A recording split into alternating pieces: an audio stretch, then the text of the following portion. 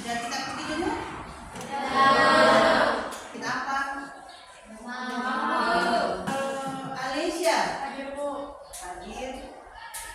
Semoga cepat selesai urusannya dan bergabung di sekolah untuk belajar. Nah, selanjutnya ayo tepuk semangat.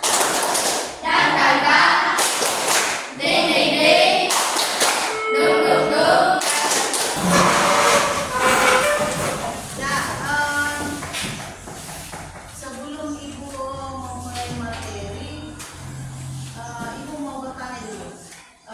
Pernahkah kalian menghadapi masalah sederhana di rumah? Biasa toh? Ya. Ya. Ya, tidak ada orang tidak ada masalahnya kan? Nah, tapi ada masalah yang sederhana. Nah, kalau masalah sederhana mulai di rumah itu seperti apa? Kehilangan kunci. Siapa biasa kehilangan kunci motor? Kita biasa kehilangan kunci motornya. Terus bagaimana cara penyelesaiannya? Saya pernah kehilangan kunci rumah. Biasanya saya mencoba mengingat kembali tempat terakhir saya meletakkannya. Kita bisa dengan mencari di tempat yang biasa kita tempati, seperti apa? Kamar, kan? Rumah, oh ya, kunci rumah. Kamu yang kunci motor. Nah, kunci rumah. Ya, coba bagaimana? Satu, melihat jadwal pelajaran esok hari. Dua, mengeluarkan buku yang sudah dipakai. Tiga, masukkan buku dan alat tulis sesuai jadwal. Empat, mengecek membaca apakah sudah lengkap dengan nama saya dan ketinggalan. Sekolah yang berisi buku, alat-alat tulis tak. Nah, yang sampai tiba di sekolah, apa tadi Abdi? Seperti yang pertama, apa? Melihat jadwal pelajaran. Oh, belajar apa kita besok? Oh, matematika, IPA. Oh, ambil buku itu. Jangan mengambil buku yang tidak dipelajari pada hari itu, besoknya, ya. Tuh, ya begitu kan? Sudah paham ya? Pentingnya mengapa kita perlu menyusun langkah-langkah yang teratur dalam menyelesaikan suatu masalah. Ayo bisa? Ya, coba Rafa. Karena dengan langkah yang teratur, kita bisa lebih mudah memahami masalah, tidak bingung, dan hasil akhirnya lebih cepat tercapai. Jika tidak ada langkah yang jelas, kita bisa salah jalan atau mengulang dari awal. Iya betul. Coba tepuk tangan dulu. Tujuan pembelajaran kita pada kali ini yaitu murid mampu memecahkan masalah sederhana secara sistematis dengan menuliskan instruksi atau algoritma dasar dalam bentuk langkah-langkah yang logis. Nah, topik pembelajarannya itu pemecahan masalah sederhana dalam kehidupan sehari-hari. Ya, bagaimana caranya menyelesaikan masalah dalam kehidupan sehari-hari secara sistematis. Ibu mau mengukur kemampuan kalian awal, jadi Ibu adakan dulu pretest, ya. Dikerjakan hanya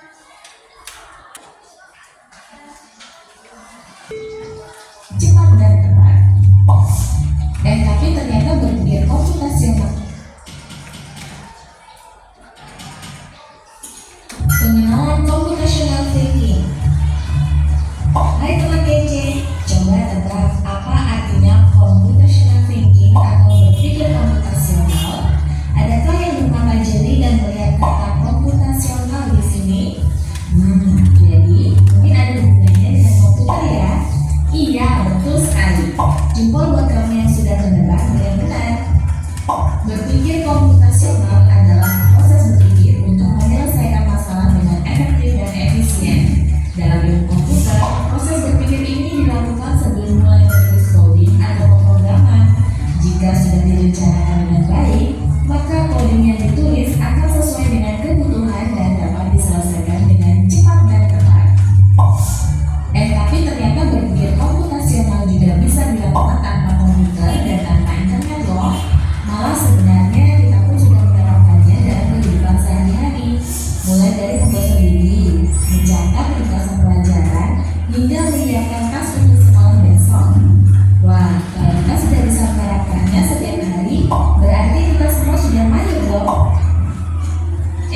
Belum tentu.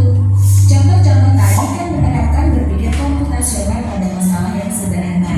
Masih banyak nih masalah yang lebih kompleks, seperti misalnya mengatur keuangan bulanan, apa yang harus dilakukan kalau kamu tersesat di tempat baru, hingga memilih jurusan dan karir. Lalu yang lebih penting lagi, ketika kamu dewasa nanti, kamu akan menghadapi era industri 4 dan bahkan 5. Di sini kamu perlu kecakapan untuk memanfaatkan dunia digital, mulai dari mencari dan memilah informasi yang kamu perlukan, hingga menggunakan informasi itu untuk membuat keputusan penting dalam hidupmu. Menghadapi masalah kompleks kehidupan di masa sekarang dan masa depan ini mirip seperti merencanakan coding yang sudah dibahas sebelumnya. Kuncinya adalah memahami masalah dengan tuntas dan mencari cara menyelesaikan yang efektif dan efisien. Nah, kalau begitu, bagaimana Anda tidak bisa berpikir komputasional? Sekarang kita bahas ya 4 landasan dari berpikir komputasional. Yang pertama, dekomposisi. Dekomposisi artinya membagi masalah kompleks ke bagian yang lebih kecil agar mudah diselesaikan. Misalnya, kamu ditunjuk jadi ketua panitia lomba 17-an. Maka, untuk memudahkan pelaksanaan, kamu bisa menunjuk panitia bagian acara, konsumsi, publikasi, keamanan, dan lainnya. Yang kedua, pengenalan pola. Artinya mencari kesamaan dan pola di antara bagian-bagian masalah kompleks yang sudah diruncang. Misalnya, kamu hendak melipat dan menyimpan jemuran di rumah, maka kamu perlu bisa mengenali jemuran milik ayah, ibu, kamu, adik, dan milik bersama seperti spray, handuk, dan lainnya. Ini karena jemuran-jemuran itu perlu disimpan di tempat yang berbeda. Yang ketiga, abstraksi. Artinya fokus pada informasi yang penting saja, mengabaikan detail yang tidak diperlukan. Misalnya, kamu hendak menceritakan pengalamanmu berwisata ke luar kota. Tentunya kamu mengalami banyak hal dari mulai berangkat di bus, berfoto bersama, makan di restoran, menginap di hotel, hingga perjalanan pulang. Tapi nggak mungkin kan kamu ceritakan semua kejadian dengan detail pada teman-temanmu. Pasti mereka bosan kelamaan. Jadi kamu harus mencari beberapa kejadian yang menarik saja untuk diceritakan pada teman. Yang terakhir, algoritma. Artinya membuat langkah-langkah penyelesaian atau membuat aturan yang diikuti untuk menyelesaikan masalah. Misalnya kamu diberi daftar belanja di supermarket oleh ibu. Ada minyak goreng, telur, roti, sayur, dan kopi. Lalu kamu harus buru-buru karena ibu sudah mau memasak dengan minyak goreng itu. Nah, kalau seperti ini, satu cara yang efisien misalnya adalah dengan mengambil barang yang paling dekat dari pintu masuk hingga terakhir yang paling dekat dengan kasir. Nah, itu dia 4 landasan berpikir komputasional yang perlu diterapkan untuk memecahkan masalah yang kompleks. Lalu berikutnya, apakah ada cara untuk mengasah kemampuan berpikir komputasional? Tentu ada. Selain bisa coba kamu terapkan ke masalah sehari-harimu, kamu bisa juga latihan soal untuk mengasahnya. Misalnya, gurumu akan memberikan soal-soal computational thinking di mata pelajaran matematika, bahasa Indonesia, dan IPAS dalam kurikulum mereka. Selain itu, kamu bisa ikut tantangan bebas Indonesia juga. Yuk coba simak satu contoh soal computational thinking. Dalam bis studi wisata, ada 3 kelompok anak yang akan diantarkan ke 3 tujuan berbeda. Bis berhenti pertama di restoran, lalu hotel, dan terakhir di museum. Hanya ada satu tempat penyimpanan koper di samping bis, yang hanya bisa dibuka dari satu pintu. Sopir bis ingin mengatur koper-koper penumpang hingga mudah dikeluarkan. Bantu supir bis menentukan urutan memasukkan koper-koper itu ke dalam tempat penyimpanan. Pertanyaan, koper kelompok anak yang mana dan masukkan terakhir? Nah, coba ada yang bisa menjawab koper kelompok anak yang mana yang dimasukkan terakhir? Nih, ini kan bisnya, ya? Bisnya ini mau ke ini jalan yang pertama itu restoran, kemudian tempat apa ini museum, hotel, kemudian ini ke museum. Jadi koper kelompok anak yang mana yang dimasukkan terakhir? Mana coba ya apa? Anak yang ini pergi ke museum. Yang terakhir yang museum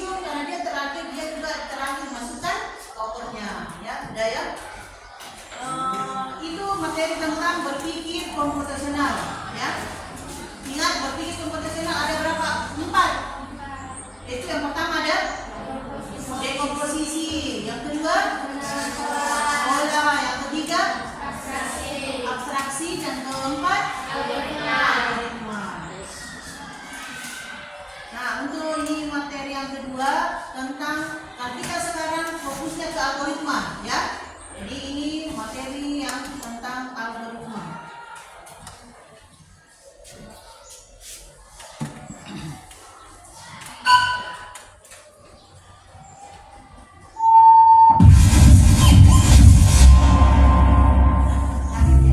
Assalamualaikum warahmatullahi wabarakatuh. Halo siswa hebat, selamat datang kembali di channel Cakap Informatika.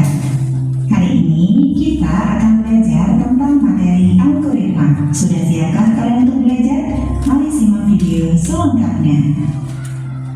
Algoritma adalah serangkaian langkah berurutan yang jelas dan terdefinisi dengan baik untuk menyelesaikan suatu masalah atau melakukan sebuah tugas. Contohnya seperti proses kamu bersiap-siap untuk sekolah di pagi hari bisa dianggap sebagai sebuah algoritma dengan melakukan langkah-langkah seperti pertama bangun dari tempat tidur, kedua sikat gigi, ketiga mandi, 4 memakai seragam sekolah, 5 sarapan, kemudian 6 berangkat sekolah, merupakan analogi dari sebuah algoritma yang terdiri dari urutan kegiatan yang terstruktur dan dilakukan runtut sesuai langkah yang telah dituliskan. Contoh yang lain adalah seperti langkah-langkah membuat secangkir teh, dari mulai menyiapkan gelas, menambahkan gula, menambahkan teh, dan menyiramnya dengan air panas, diaduk sampai teh siap untuk diminum. Nah, langkah-langkah untuk menyelesaikan sebuah permasalahan inilah yang disebut dengan algoritma. Sama seperti kamu memerlukan langkah demi langkah untuk membuat secangkir teh, komputer memerlukan algoritma untuk menjalankan sebuah perintah. Kata algoritma berasal dari seorang matematikawan asal Persia, yaitu Muhammad Ibnu Musa al-Khawarizmi yang hidup pada abad ke-9. Saat itu, al-Khawarizmi menulis sebuah buku dengan judul Al-Jabar wal Muqabalah, yang artinya buku pemulihan dan pengurangan. Dari judul buku itu, kita dapat mendapatkan kata aljabar atau lebih dikenal dengan istilah algebra. Dengan demikian, al-Khawarizmi dianggap sebagai salah satu bapak algoritma. Dalam matematika, kita sering menggunakan algoritma tanpa sadar. Contohnya, ketika kita menyelesaikan operasi penjumlahan atau pembagian, kita akan mengikuti langkah-langkah tertentu yang telah ditetapkan agar mendapatkan jawaban yang benar. Algoritma sangat penting dalam dunia pemrograman. Seorang programmer menggunakan algoritma untuk memberitahu komputer apa yang harus dilakukan. Misalnya, untuk membuat program yang menghitung nilai rata-rata dari sebuah daftar angka, kita perlu menulis algoritma yang dapat diikuti oleh komputer. Mari kita coba membuat algoritma sederhana. Misalnya saja, kita ingin membuat algoritma untuk mencari bilangan terbesar dalam sebuah daftar angka. Langkah-langkahnya adalah sebagai berikut. Yang pertama adalah mulai, yang kedua adalah tentukan bilangan yang akan dibandingkan, kemudian langkah ketiga, bandingkan setiap bilangan satu demi satu. Selanjutnya, simpan bilangan terbesar, kelima, ulangi sampai semua bilangan telah dibandingkan, dan keenam selesai, bilangan terbesar telah ditemukan. Algoritma membantu kita dalam banyak aspek kehidupan, dari yang paling sederhana hingga yang paling kompleks. Dalam pemrograman, tanpa adanya algoritma, komputer tidak akan bisa melakukan tugas-tugas yang kita inginkan. Menguasai algoritma berarti kita dapat meningkatkan kemampuan pemecahan masalah kita dan menjadi lebih baik dalam logika dan matematika. Sekian materi kita hari ini anak-anak. Sampai jumpa pada video selanjutnya. Wassalamualaikum warahmatullahi wabarakatuh. Nah, sudah ya. Kalian sudah melihat materi tentang berpikir komputasional dan algoritma.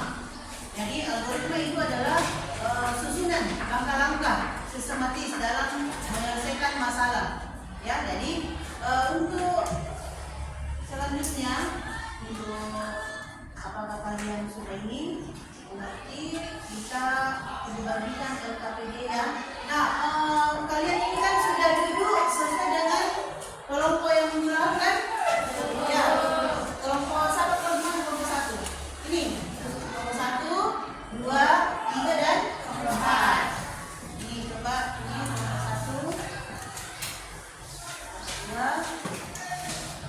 kelompok 3 dan kelompok 4. Coba sebelum coba dilihat KPD-nya. Coba lihat, Ibu jelaskan ya. Ibu jelaskan cara kerjanya. Yang pertama, tujuan pembelajaran yaitu murid mampu memecahkan masalah sederhana secara sistematis dengan menuliskan instruksi atau algoritma dasar. Jadi yang kita buat nanti adalah menuliskan instruksi atau algoritma dasar dalam bentuk langkah-langkah yang logis. Petunjuknya, coba lihat. 1. Bacalah masalah yang diberikan secara seksama. 2. Diskusikan bersama anggota kelompokmu untuk menemukan solusi terbaik. Yang ketiga, tuliskan hasil diskusi kalian dalam bentuk langkah-langkah sistematis atau algoritma. Yang keempat, buat presentasi kecil untuk menjelaskan solusi kelompokmu di depan kelas. Gunakan kreativitasmu. Masalahnya, coba lihat masalahnya apa di situ? Di kantin sekolah. Terus, masalah kontekstualnya. Ya, kelompok 4, di kantin sekolah saat istirahat banyak siswa yang ingin membeli jajanan. Biasa tuh ke kantin, Ki? Siapa yang biasa ke kantin? Hampir semua. Nah, mau pergi jajan. Untuk menghindari antrian berantakan, kepala sekolah meminta kalian merancang algoritma antri di kantin agar tertib, cepat dan adil. Ya, jadi diskusi Ki kelompok sama teman aku kata bagaimana caranya merancang algoritma yang bagus supaya kita antri tertib, tidak ribut, tidak berantakan. Sudah jelas? Jelas? Jelas, silakan dikerja. Silakan dikerja.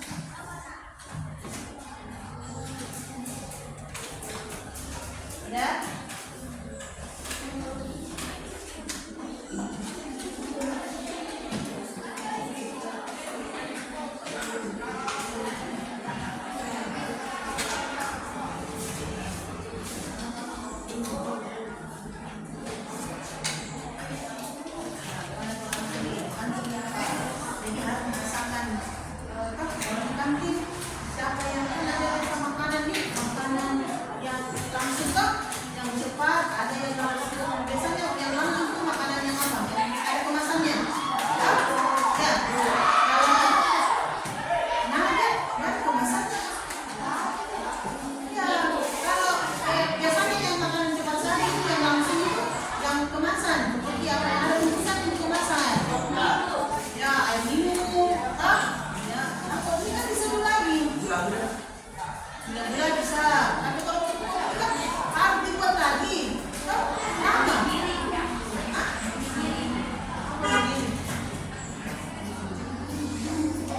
Tidak tahu merek bapak ada apa.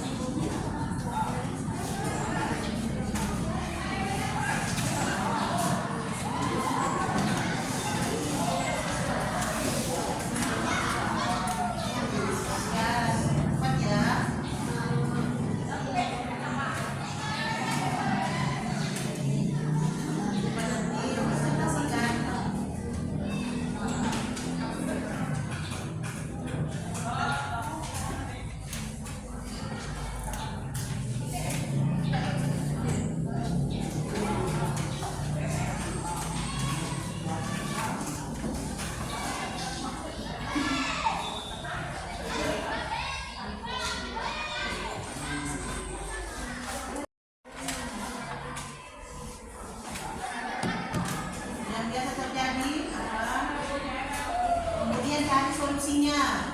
Ya, setelah didapat masalahnya apa, cari solusinya bagaimana, kemudian buat algoritmanya. Itu. Dibuat algoritmanya, susunannya.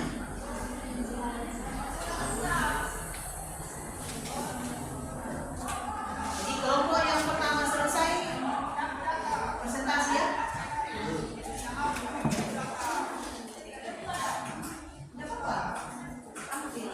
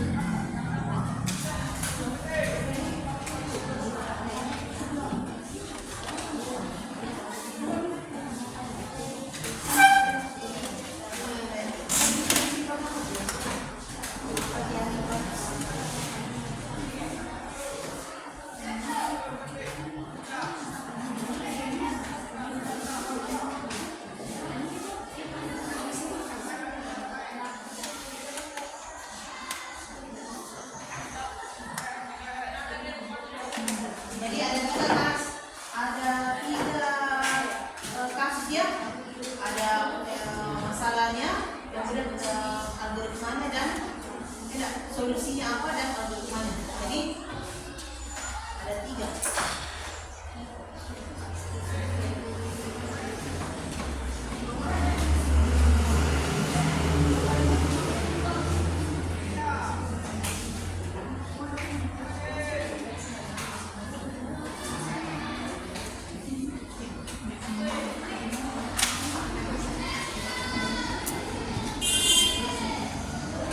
Sudah.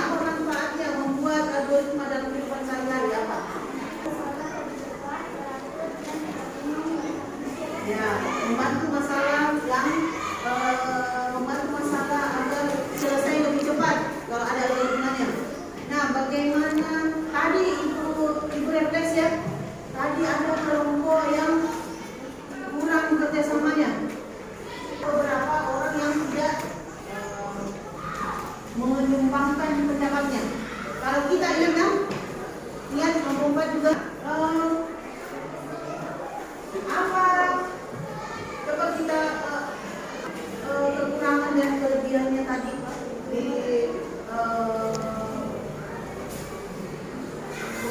dalam SKPD? Apa? Ada? Dengarkan pendapat teman dan berbagi tugas agar lebih seimbang. Sekarang ini pertanyaan dulu. Kalau kita salah menuliskan algoritma, apa yang terjadi? Nih, kalau kita salah menuliskan algoritma, sama ini kan tadi kan kita tulis algoritma, terus salah, apa yang terjadi?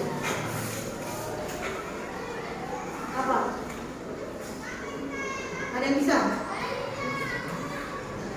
Apa Agni? Apa? Bintang? Apa yang terjadi? Kalau salah menuliskan algoritma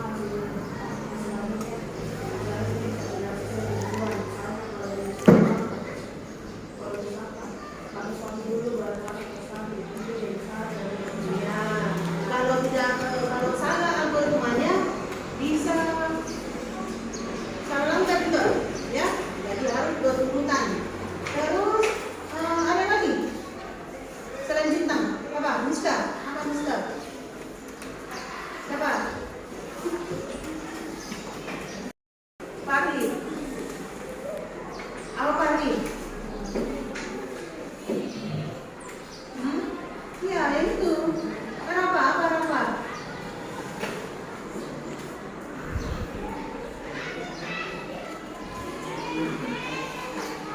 Yang materinya ya. Siapa kelompok 3? Apa tadi? Selain bintang tadi apa?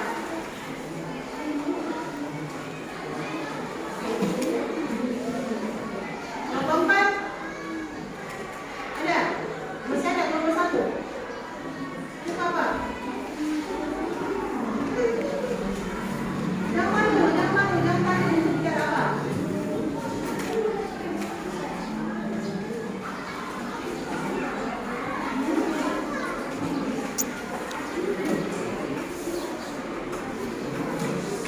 Apa? Kira?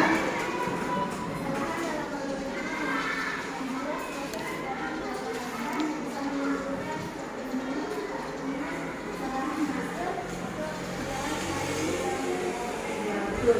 Nah, kalau yang tadi berpikir komputasional adalah ada berapa berpikir komputasional? Landasannya ada berapa? Ada 4. Apa saja? Komposisi terus mengenal pola, bola, kemudian abstraksi dan algoritma. Nah, pengertian dan algoritma itu apa? Apa? Ya, apa? Algoritma adalah matematik dalam menceritakan masalah yang menyelesaikan instruksi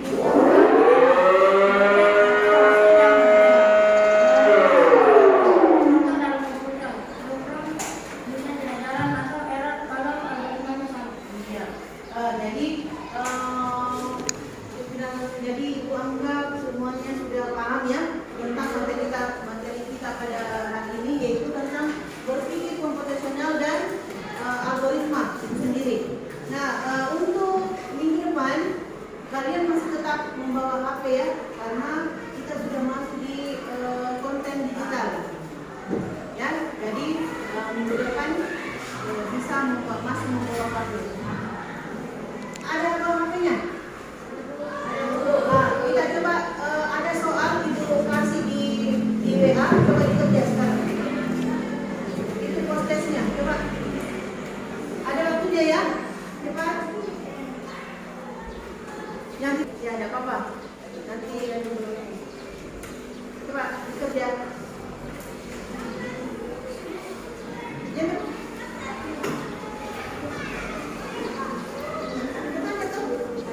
ya, sudah bisa?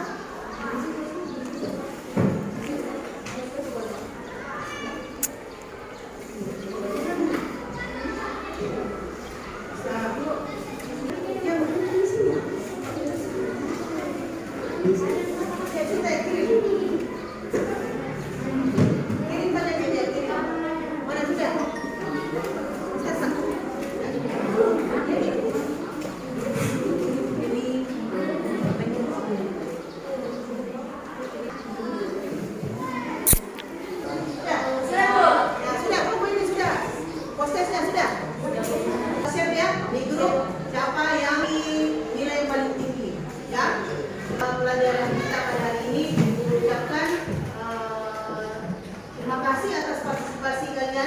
belajar, yakin? Nah, begitu ucapkan assalamualaikum warahmatullahi wabarakatuh.